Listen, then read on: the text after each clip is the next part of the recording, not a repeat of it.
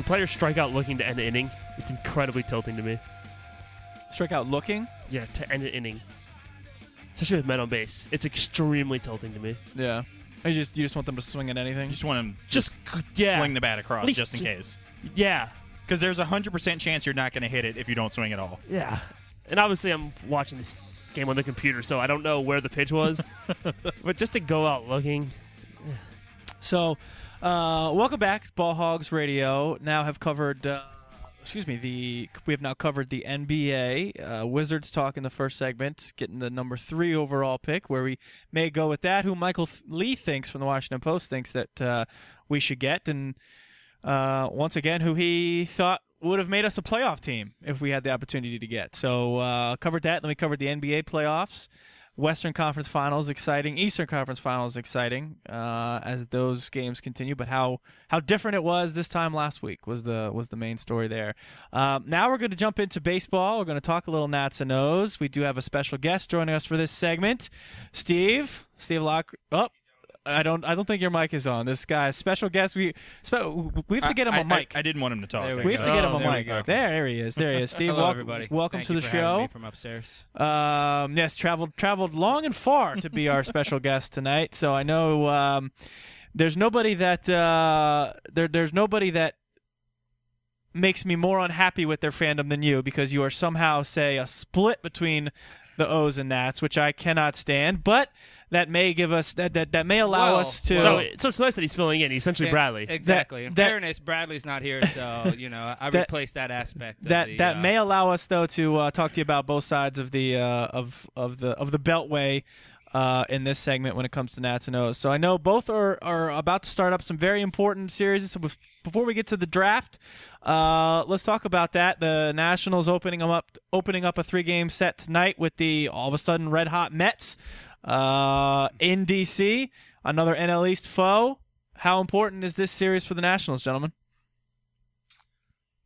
I mean, I kind of talked about how I didn't think the Mets are real. Mm-hmm. I think this will kind of be a test for the Mets and a test for the Nationals. I mean, they lose 2 out of 3 here. All of a sudden, they find themselves 3rd place, 4th place. I mean, it doesn't take too much away because you're still only 2 games out. Right.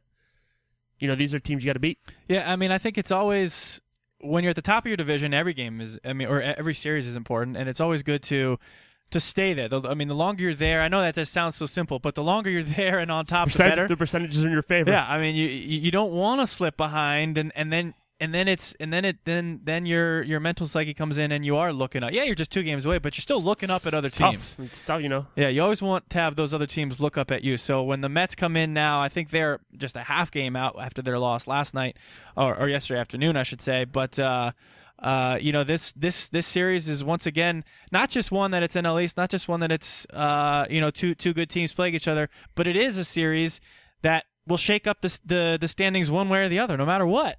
The NL East is going to look different after this series. Well, I really think it's gut check time for the Nats. This is kind of a statement series, I think, for these guys because you win 2 out of 3. You got a couple games in hand on these guys and show everybody that you're for real. You're here to stay. I mean, there's a lot of hype right now around the Nats. Obviously, the pitching's great. They got Bryce that everybody's looking up to. So I think a big statement series for the Nats if they can hold on and win maybe 2 out of 3 or get this sweep would be great. That is a good. I mean, it's good that you brought that up. I don't know if you even meant to say it or you meant it fully, but you said it'll prove to them that they're real. You may not mean this exact series, but at what point do the Nationals become real? That's a big topic of conversation. We've talked about it on the Red Porch Report. At what point as a fan do you there's a difference between at what point as a fan do you start to feel comfortable, but then at what point as somebody looking in on the Nationals do you say, wait a second, these guys are for real? I mean, has that happened already? No.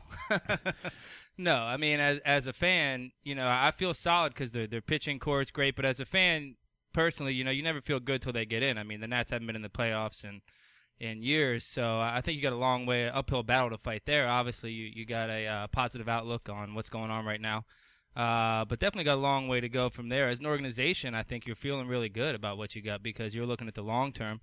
Obviously, it's easy as a fan, such as myself, to want the right now and especially as a DC sports fan. But So what about as somebody looking from the outside in then? I mean, are people starting to give this team respect? Are people starting to really say this team could be something, and for now and for the future? I mean, maybe for the future. I mean, they haven't won anything, so I still think people just aren't. So is it intimidated by them? Is it then hyperbole to say this particular series doesn't prove anything, but series like this do prove something? Does that make sense? A series against the two top teams in the NL East, even this far into the season, does prove something. The Nationals should take 2 of 3 from the Mets. You start winning series like this, you start building these type of wins up consistently. Yeah, people start to pay attention. Mm-hmm. I mean, there was a stat, and I know the Orioles were the same. Out of the first, I think, 11 or 12 series, I think the Nats and O's both won like 11 of them, right? Yeah. That's what gets you noticed, winning series. Because if you take 2 of 3, if you take 3 of 4 from teams, then everything fits into place. Not only are you getting noticed, but your record is there. You're on top of the standings. Just life is good when you start to do things like that. So, yes, this may not be the exact pinpoint on circle your calendars type of series that shows something, but again, it's the type of series that does. And I think more for the Orioles and maybe for the Nats is you don't want them to go into a free fall, which essentially the Orioles did. Yeah, the Orioles are definitely in the because midst of that. Once they hit that tailspin down, that I don't know if they have the ability to kind of pull up and then right the ship again. So you kind of, unfortunately for Orioles fans, you kind of need them to play at this unexpectedly high level. Mm-hmm. Almost throughout the year. Right. Where I think the Nats, because of their pitching, if they start to tailspin a little bit, which I always say about Strasburg, I think it's nice about him, he's a stopper. He stops these downward spirals of losing, where the Orioles don't have a guy like that, because any one of their pitchers essentially can get blown up. No one in that pitching staff for the Orioles can escape a blow up. Yeah, Sure. nobody's a shutdown. Arrieta got smoked 2 starts ago. Yeah.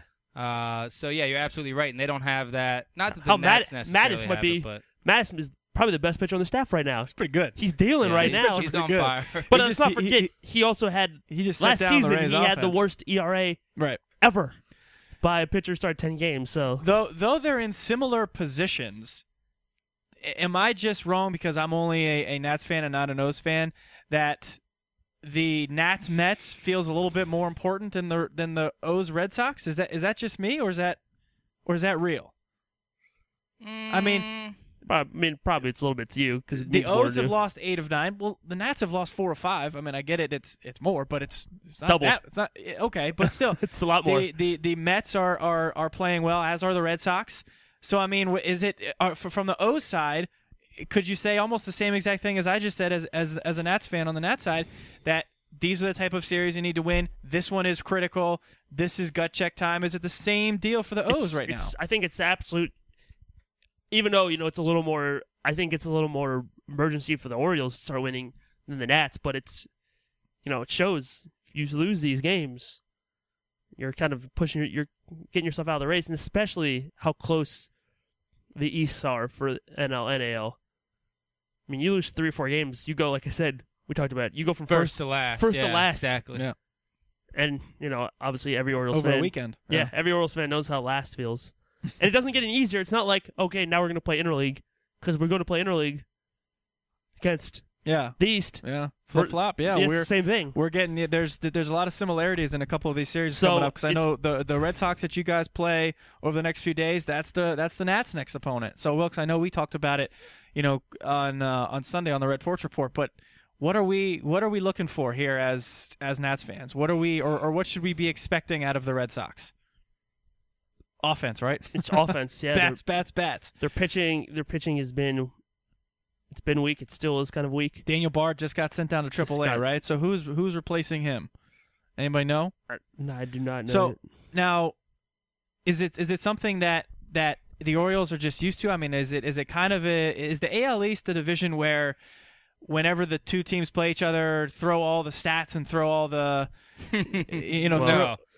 No, not really. So teams still play like themselves, even against the division, even though they play a lot of games against the division. That's obvious. But, are the Red Sox offense the same against their division as they are against everybody else?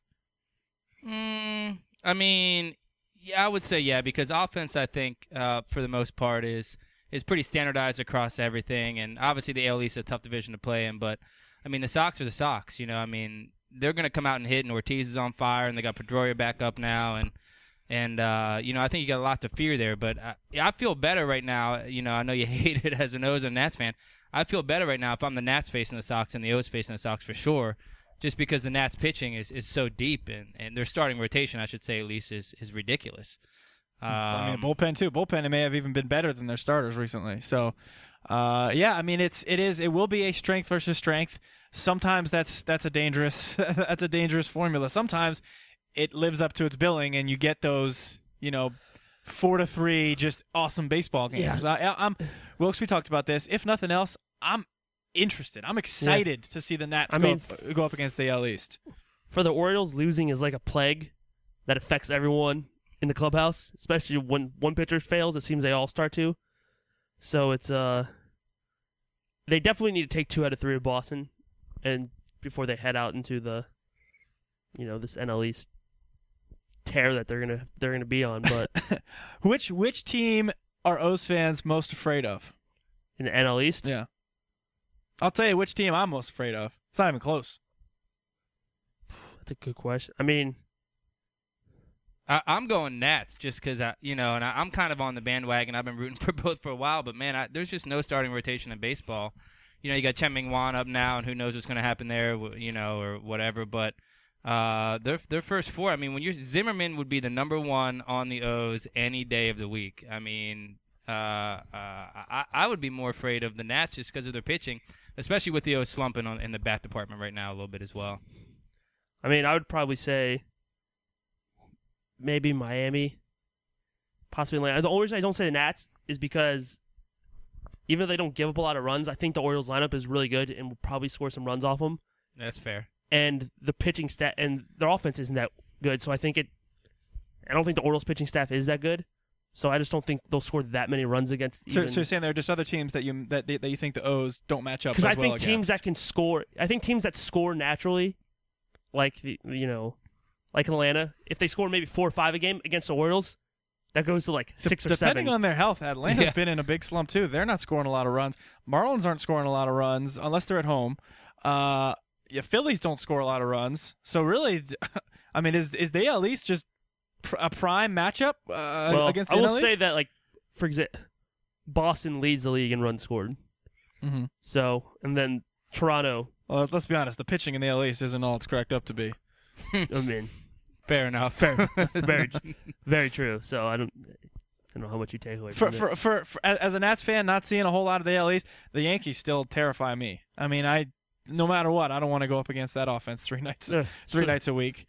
So that's Boston's kind of the same way with New York. For some reason, Tampa doesn't scare me, but they essentially crush us in the series.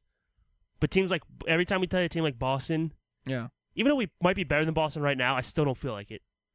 And teams like the same thing with a team like New York. I mean, they're still the Yankees, they're still the Red Sox, they're still talent. Their talent obviously isn't doing well right now, but when it clicks and it goes on, like he said, now that Pedroia's back and you get Ortiz going and Gonzalez starts going, it's a dangerous lineup right there. Yeah, look out, they get real hot real quick. Yeah, which they've shown obviously. Exactly, it doesn't take much for the lights. Mm-hmm. And Yankees. I think the Yankees essentially are kind of rolling right. You look at it right now, Yankees have won of their last 10. They've won 7. Boston's won 6 of the last 10. So, those teams it doesn't take much for those teams to get rolling. All right, so I think we all agree here. We're not exactly sure what's gonna happen, especially with interleague play coming up. Philly's gonna try to take over our yard too. But what neither team can do, and they will. But what neither team can do is look ahead, and that's there are 2 important series that they're playing right now: Nats and Mets, and O's and Red Sox. So you hope that both teams take 2 or 3 from that before the interleague we should play the National League Central before the sort of interleague show begins. Which what we talked about on Sunday. It's almost like a spectacle. It's almost like an NBA team going to play a a team from Europe or something. It seems like they should be exhibition games to me. The losses don't seem to hurt as much. Yeah, they don't seem real. They don't seem real. Even though they count. Yeah, just as much. For me, they don't seem like, oh, well, it was against the AL East. Who cares? Yeah, we never have to face them again. Yeah. Whatever. We lost 2 or 3 to Philly. Who cares? So really. Oh wait, it's still 2 real games. All right. Well, let's then switch gears and talk about the Major League Baseball draft, first-year player draft, which started last night when it's still going on right now. When the Houston Astros.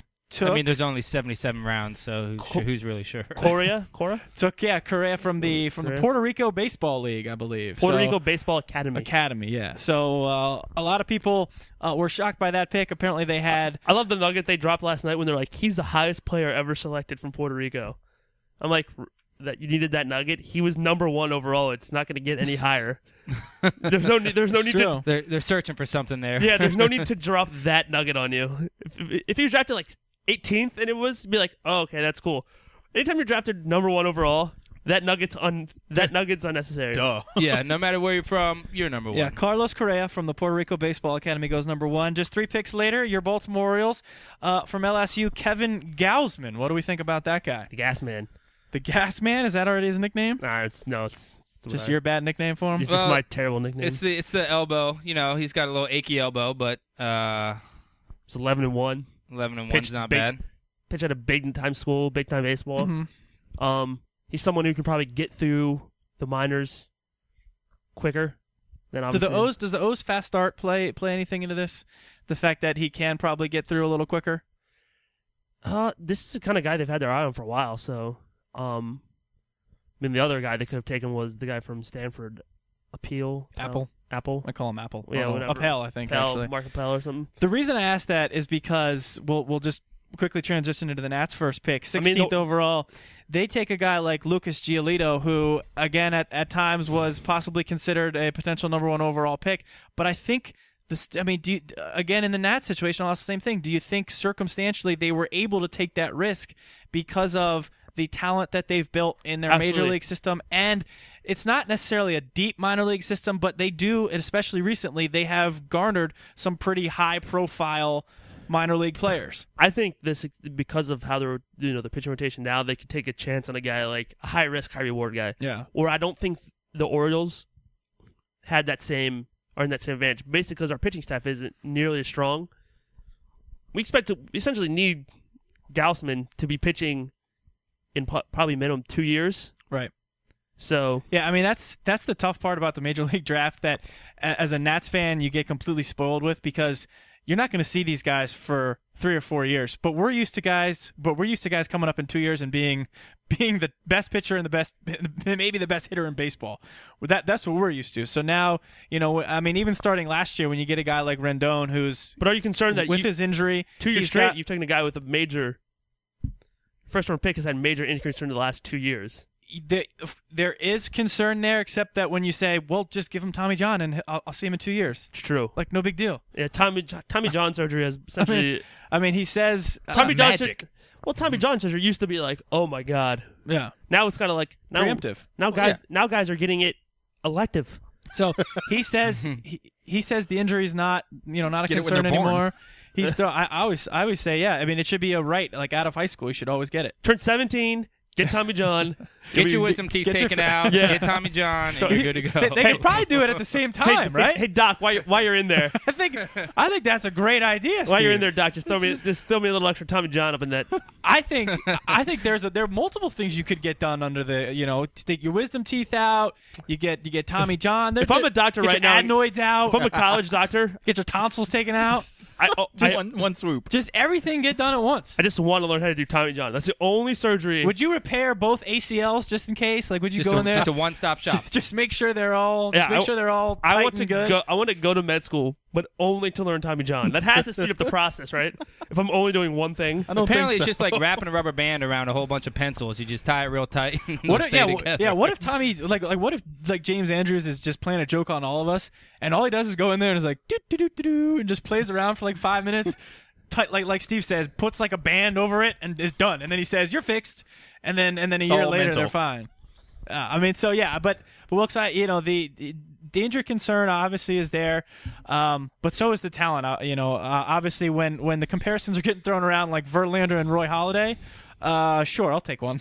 Yeah, I'll take one. The team with Gio and Gio number 1, I should say, and with Strasburg. His comparison was Roy Halladay they had last night. I mean, unbelievable. Yeah, So, that's pretty solid. The comparisons are so crazy though. Like Kevin Giolito's was like that, and then I think I saw one like 2 picks later, and his was like Mika Owings. Well, and I'm like, really? That's your comparison? Like, well, I don't who wants know to be compared to Mika Owings? Like, who wants that as like? I don't know. It's not Micah Owings. It's Mika. Who cares? Mika sounds like a girl's Tomato. Isn't that the chick's name in Mika? Isn't that like in a road trip or something?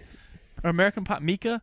I'm thinking of Minka, which she's smoking hot. Well, Mika, I always think about, but either way, you don't want that. Mika, I think is a name from Micah. All right, it doesn't matter. Well, Micah's from Eurotrip, buddy. Eurotrip. Mika, the right? German. Yeah. The German. Yeah. Okay, so I did go. Scotty doesn't know. But her name was Micah. No, Micah. You're wrong. Micah. No, he's right. Micah. Her name was Micah in the movie, but that's okay. I'm sorry. This is the worst when we do this, but the Mets just had a huge flub, and the Nationals took advantage of it. God, what were we talking about? The player comparisons. I actually got a text from a friend of mine that says, "Are you watching the draft?" Apparently, the second overall pick, Brian Buxton, happens to be black, right? And his comparisons were just every black outfielder. I mean, it's just the comparisons. You just can't take them seriously. But if you do. If you do try, BJ and Justin Upton. Yeah, but I mean, Ken basically. Griffey Jr. And so, if you do believe that this guy has Roy Halladay potential, you're still excited about the pick with the injury risk. Yeah, worth a shot. I mean, I'm going to be honest. I had no idea I was going to be down here talking about this, so I really have no clue. I just know who the guys are.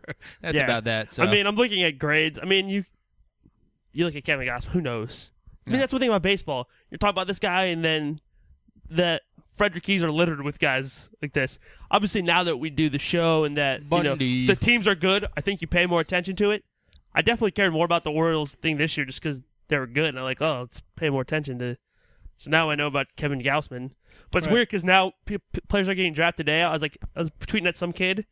I was like, welcome to Baltimore or something. I was like, this kid's 17. Like, what am I doing? I feel like a weird. Is it awkward for you? Did he respond? I didn't do it, but I almost did. Like, I had the thing up, and then I looked at his picture, and he looked maybe 17. Maybe. I was like, this is so creepy. He couldn't have tweeted you back. He was mowing his grandfather's lawn at the time. So. Like, speaking of grandfather. In biology class, speaking of grandfather, the Nationals pick Lucas Giolito's grandfather was on Seinfeld. I believe he was actually, if I got this right, Fact of the day. Costanza's fiance's father, I believe. So in Seinfeld, so his would have been father-in-law. So that was his claim to fame up until he got drafted. Was it his grandfather? Sort of. Was in well, he's Seinfeld? also 6'6" and 230 and throws 100 miles an hour. So even before he got drafted, I'm assuming he was known for that.